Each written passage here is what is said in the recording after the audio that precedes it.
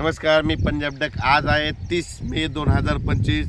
मी जात आहे धुळ्याकडे। हे पारोळा रोड आहे आणि या ठिकाणून म्हणजे हे जळगाव जिल्हा आणि धुळे जिल्ह्याची बॉर्डरवर आहे आणि या ठिकाणून आपल्या महाराष्ट्रातल्या शेतकऱ्याला अंदाज देणार आहे। तर पाहू शकता इकडल्या भागामध्ये कापूस लागवड झालेली, यांची 15 मेला लावलेले कापूस एवढाले, पण या ठिकाणून संपूर्ण महाराष्ट्रातल्या शेतकऱ्याला अंदाज देणार आहे। राज्यातल्या सर्व शेतकऱ्याला एक आनंदाची बातमी, इतका पाऊस पडला, मग आता उघडणार कधी?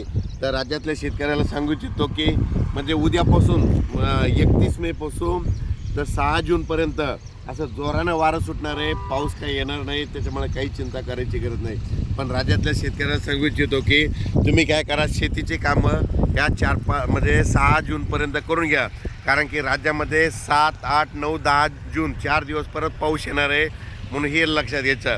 आणि ते 7, 8, 9, 10चा पाऊस भाग बदलत पडणार आहे, म्हणून हे अंदाज लक्षात घ्यायचा। पण राज्यात मात्र 6 जूनपर्यंत हवामान कोरडं राहणार आहे, पाऊस काय येणार नाही, त्याच्यामुळे काही चिंता करायची गरज नाही। फक्त आजपासून बघा तुम्ही, आज जोरानं वारे सुटतील, वारे सुटल्याच्या नंतर काय होईल, उद्यापासून चांगलं कडक सूर्यदर्शन होणार आहे, म्हणून हा अंदाज लक्षात येतात। पण राज्यात काय झालं, इतका पाऊस पडला, आणखीन जवळपास 8-8, 10-10 दिवस वापसा होत नाही। पण माझी विनंती, ज्यांचं रान जसं तयार होईल तसं तुम्ही तयार करा, कारण की राज्यामध्ये 7, 8, 9, 10 जूनला परत थोडा पाऊस येणार आहे, म्हणून हा अंदाज लक्षात घ्यायचा।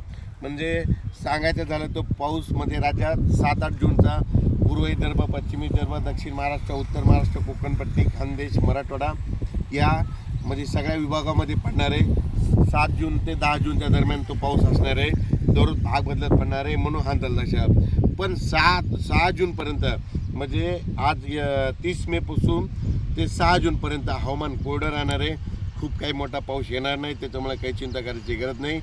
अचानक वातावरण बदल लगेच एक मिशी दिला जाईल। धन्यवाद।